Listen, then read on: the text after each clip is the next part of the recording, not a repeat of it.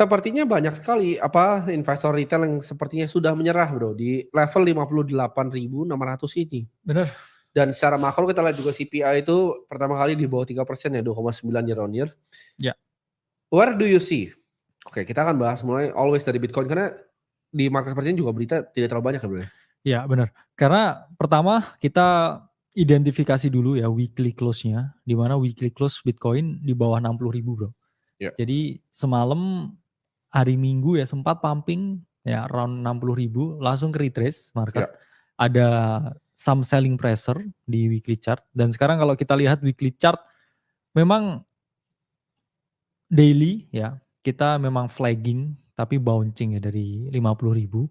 Dan kalau kita lihat weekly-nya, ini ada potensi mempertahankan ya higher low-nya di sini ya. Yes. Dari titik low ya higher low, dan ini masih mencoba mempertahankan ya higher low di area sekitar 55.000 sampai 58.000. Cuman balik lagi we don't know ya seberapa kuat ini akan menahan, karena 618-nya itu kalau dia berhasil close di atas 60.000. Jadi ketika belum close di atas 60.000, ini masih gray area buat Bitcoin. Kenapa? Karena kalau kita lihat ya daily-nya ya masih di bawah bayang-bayang ya potensi penurunan ya ini. Masih di resistance yang mana 60.000 ini harus segera ya Bro. Saya bilang ditembus, karena kalau nggak ditembus it means belum ada momentum yang kuat. Market dalam keadaan wait and see yang sangat lama, wait and see. Ya. Nah, kita lihat secara dari hodl wave ya Bro ya. Glassnode punya hodl wave 75% itu orang masih hold Bitcoin dari 6 bulan terakhir. Jadi siapa Bro 75% itu dan siapa 25% yang lainnya? Ya, jadi oke, ini saya juga login ya. Waduh, jangan kelihatan emailnya nih ya. Oke, jadi keadaan yang menarik di market sekarang, every single time harga ini mendekati yang namanya harga all time high tertinggi, ini holder-holder lama bangun Bro.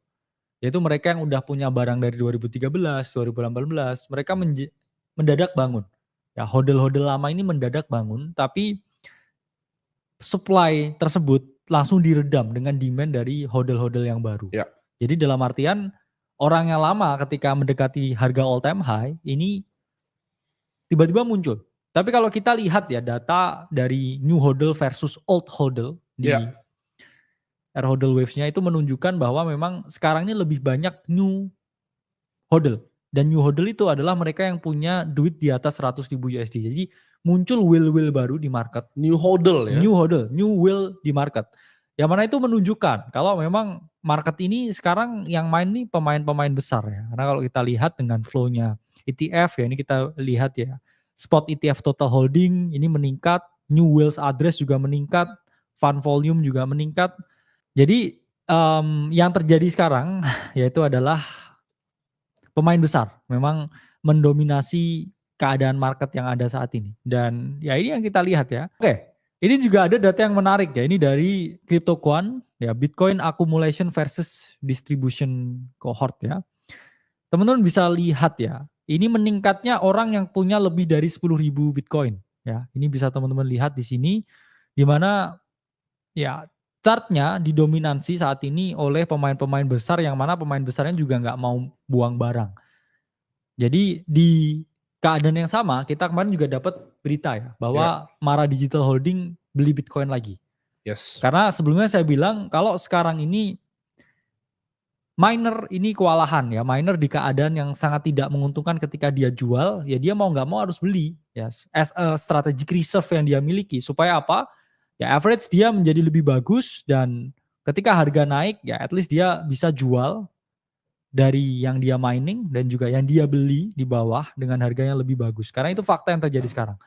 Mara Digital Holding juga beli Bitcoin ya. Dan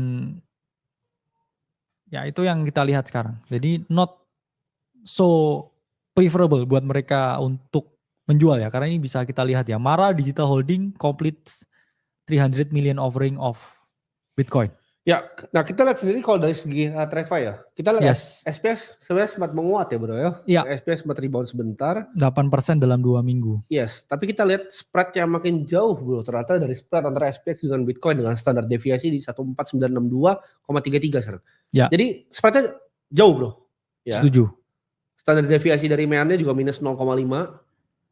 Dan kenapa terjadi gap sepanjang ini? Tapi kalau lu lihat dari zaman dulu itu sebenarnya agak tracking. Ya. Oke, pertama kita lihat dulu ya dari price action-nya SPX ya. Mungkin dengan Bitcoin ya, data yang sama sekarang dan kita tambahkan SPX di sini sebagai elemen pembanding. Nah, ini yang terjadi justru anomali ya. Ini weekly chart ya. Teman-teman bisa lihat di ya, data yang sama, oke. Bahwa SPX dari ya 15 April ini naik 6,7%, bahkan lebih tinggi. Ya kalau kita tarik datanya dari 18 Maret, SPX ini naik 8,54%, sementara Bitcoin turun ya 14,21%. Dan ini kalau kita lihat tabelnya dari Pearson Correlation Matrix ini dari Into the Cryptoverse, udah mendekati negatif correlation kalau teman-teman lihat di sini antara Bitcoin dan juga S&P. Sudah di 0,17 bro, bentar lagi udah negatif. Ya kita lihat ya memang dalam jangka waktu tertentu yang kita lihat kecenderungannya stock market mengalami kenaikan, ya kripto, Bitcoin mengalami penurunan setelah halving, dan kita memang nunggu keputusan dari The Fed, dan kita nggak ngerti ya ini arah ekonomi yang ada sekarang. Kripto holding so good so far, cuman ya baik lagi stock market rallying alone. Kalau kita lihat ya kenaikan ini banyak bro ya, hampir 8,54% ya. Dan kita juga harus melihat ya it's still a negative correlation dan itu hal yang kurang preferable untuk saat ini.